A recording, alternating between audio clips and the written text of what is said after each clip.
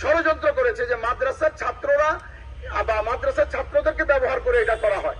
এই কাজটা করার এই ঘৃণ্য প্রয়াস তারা চালাইছে একটা জিনিস দিয়ে, সেটা হলো টঙ্গীর ময়দানে একটি মাদ্রাসা আছে, এটা আপনারা জানেন। টঙ্গীর ময়দানে আমাদের এই কাকরাইল মাদ্রাসার একটা শাখা বাচ্চাদের নুরানি নাজেরা হিফজ বিভাগটা টঙ্গীতে আছে, যেখানে ছোট ছোট বাচ্চারা পড়াশোনা করে। তাদেরকে তারা ফুটেজ করে ভিডিওতে দেখায়, দেখেন এই বাচ্চাদেরকে নিয়ে আসছে মারার জন্য। আরে ওরা তো ওইখানে ময়দানে থাকে, ওরা তো ময়দানে পড়াশোনা করে। ওয়াসিফ সাহেবকে জিজ্ঞাসা করা হয়েছে এই মাদ্রাসা সম্পর্কে, তা ওয়াসিফ সাহেব সম্পূর্ণ অস্বীকার করে বলছেন প্রশাসনের কাছে যে ওখানে তো কোনো মাদ্রাসাই নাই। একটা মানে সে সম্পূর্ণ অস্বীকার করছে। এখন আমি যদি আপনাদেরকে বলি আকাশে কোনো সূর্যই তো নাই, কেন দেখা যাচ্ছে না, আপনারা মেনে নেবেন আমার কথা? উনি এইভাবেই বলছেন এখানে তো কোনো মাদ্রাসাই নাই। মাদ্রাসা ওনার চোখে পড়ে না, কারণ মাদ্রাসার ওলামা এলেমের বিদ্বেষী উনি।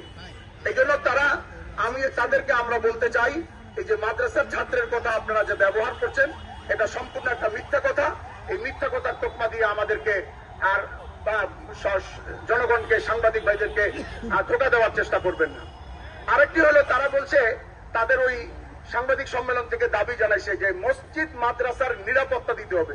হাস্যকর বিষয়, তোমরা চাও মাদ্রাসার নিরাপত্তা? তোমাদের মুখে মানায়? তোমাদের মুখে মানায় না। ইজতেমার মুখে দাওয়াত তবলিগের সাথীদেরকে ছুরি দিয়ে তাদের পেট ফেলে ভুড়ি বের করে আর আঘাত করে মাথা ফাটিয়ে তোমরা চাচ্ছ নিরাপত্তা? হ্যাঁ, তবে এক দৃষ্টিভঙ্গিতে তাদের এই দাবিটা আমি যুক্তিযুক্ত বলে মনে করি। সে দাবিটা কি?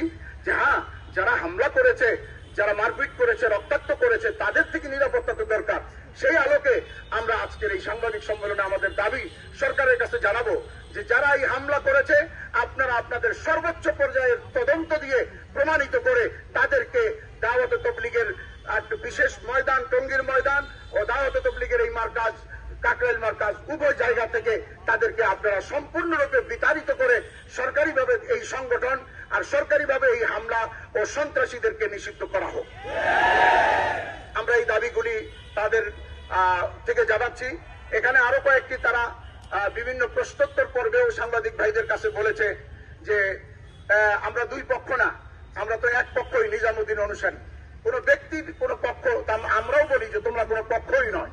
তার কারণ হলো একজন ব্যক্তিকে অনুসরণ করা, এটা না শরীয়ত এটাকে অ্যাকসেপ্ট করে, না দুনিয়ার আইন কানুন এটাকে অ্যাকসেপ্ট করে। এখন আয়কতন্ত্র এটা কোথাও চলে না। কেউ রাষ্ট্রের যেমন মালিক না।